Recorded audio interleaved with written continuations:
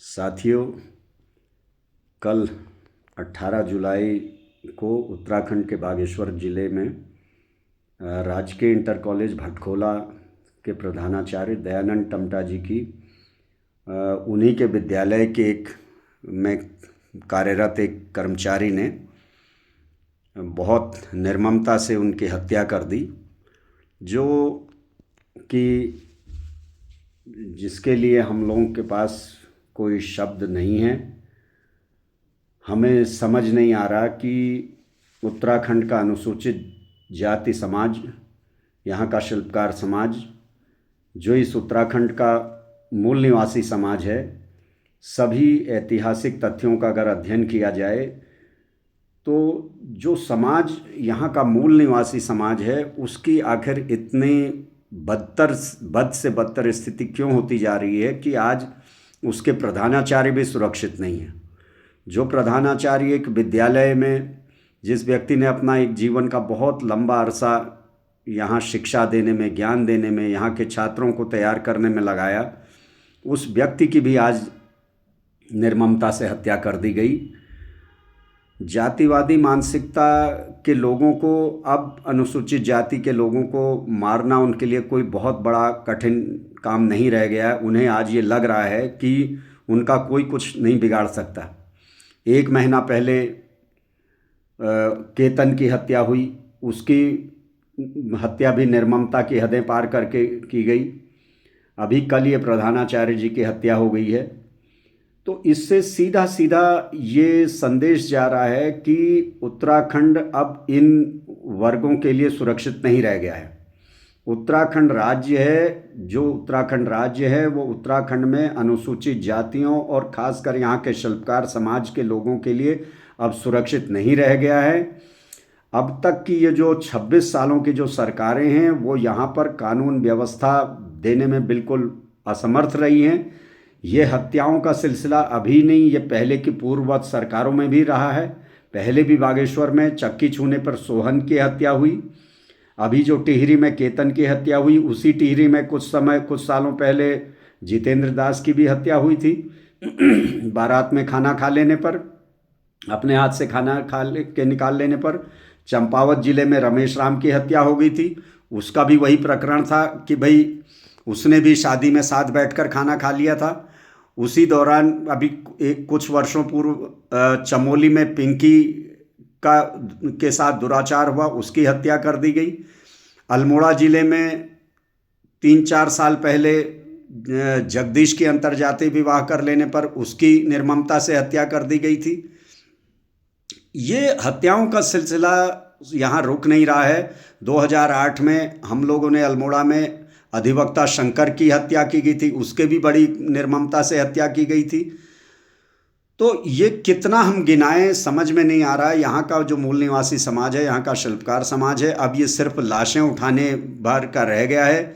हमारा इस समाज का कोई भी व्यक्ति की हत्या होती है, कुछ समय संगठन के लोग, समाज के लोग, कुछ जो संगठन हैं उनके, वो अपना दुख व्यक्त करते हैं, कैंडल मार्च करते हैं, सरकारों को ज्ञापन देते हैं और न्याय की मांग करते हैं, लेकिन नतीजा वही ढाक के 3 पात, नतीजा कुछ नहीं निकलता।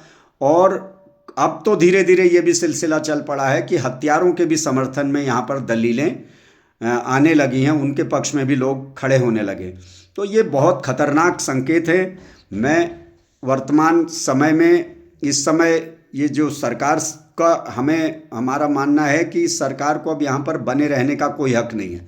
तुरंत मुख्यमंत्री जी को इस्तीफा देना चाहिए कि के राज्य में, जिनके कार्यकाल में यदि एक प्रधानाचार्य सुरक्षित नहीं है, और वो भी समाज के उस शोषित वंचित तबके का जिसको हजारों साल से न्याय नहीं मिला, आज उन्हें बड़ी मुश्किल से कहीं एक कुछ प्रशासन में भागीदारी मिल रही थी, तो आज उनकी इस तरीके से हत्याएं होने लगी हैं। तो मुख्यमंत्री को सीधे इस्तीफा देना चाहिए, ये सरकार भंग कर देनी चाहिए। आपके बस का लॉ एंड ऑर्डर संभाल पाना नहीं है, आप कानून व्यवस्था, शासन प्रशासन नहीं संभाल पा रहे हैं। आपके राज्य में जब कमज़ोर वर्गों की इस तरीके से हत्याएं हो रही हैं, तो आपको कुर्सी पर बने रहने का कोई हक नहीं है।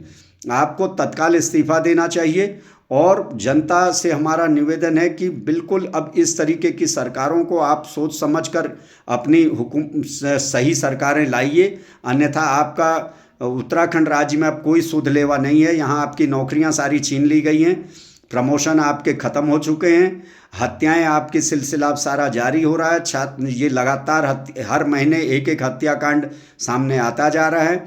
छात्रवृत्तियां आपकी बंद कर दी गई हैं, ज़मीनों पर आपके कब्जे करने शुरू हो गए हैं। यदि इसी हालात में रहे और इसी तरीके से अगर हम केवल अपने कर्तव्यों की इतिश्री करने में रहे कि भाई हम ज्ञापन दे देंगे, न्याय की मांग कर देंगे, तो हमें न्याय मिलने वाला नहीं है। ये हम सभी के लिए बहुत विचारणीय प्रश्न है और मैं सीधे सीधे इसके लिए सरकार को जिम्मेदार ठहराता हूँ। People's party of India democratic की ओर से हमारा ये सीधा सरकार पर आरोप है कि उत्तराखंड की जो राज्य सरकार है वो अपने समाज के जो कमज़ोर तबके हैं, जो शोषित वंचित तबके हैं, उनको उनकी सुरक्षा करने में फेल है। उनके बस का अब इनकी सुरक्षा नहीं है। उन्हें तत्काल इस्तीफा देना चाहिए और उत्तराखंड में राष्ट्रपति शासन लगना चाहिए।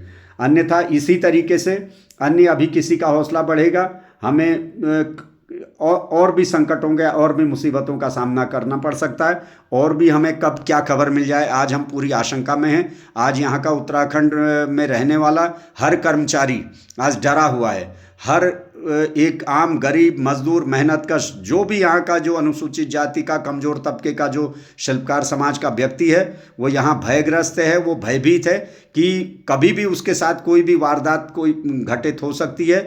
उसको बचाने वाला, उसको न्याय मिलने की आशाएं बहुत कम हो गई हैं। तो मैं फिर से इस पोस्ट के माध्यम से सरकार से और मुख्यमंत्री से तुरंत ये मांग करता हूं कि आप तत्काल इस्तीफा दीजिए। और राज्यपाल महोदय से भी हम ये कहना चाहते हैं कि यदि मुख्यमंत्री इस्तीफा नहीं देते हैं तो इस सरकार को भंग कर दिया जाए। जो अपने समाज के कमज़ोर तबकों की रक्षा करने में असमर्थ है, उसके लोगों को इस तरीके से सरेआम हत्याएं हो रही हैं, उस सरकार को सत्ता पर बने रहने का कोई अधिकार नहीं है। यदि मुख्यमंत्री स्वयं इस्तीफा नहीं देते हैं तो राज्यपाल को ये सरकार को भंग करके केंद्र को सिफारिश भेजनी चाहिए। यहाँ पर लॉ एंड ऑर्डर खत्म हो चुका है। तो मैं इसी के साथ और साथ में समाज के भी सभी संगठनों से ये गुजारिश करना चाहता हूँ कि आप लोग भी इस पर सोचिए, विचार कीजिए कि कब तक हम लाशें उठाते रहेंगे, कब तक हम अपने उत्पीड़न की, अपनी बर्बादी के खिलाफ सिर्फ एक ज्ञापन देकर या कैंडल मार्च करके या प्रोटेस्ट करके काम चलाते रहेंगे और अपने मन को तसल्ली देते रहेंगे।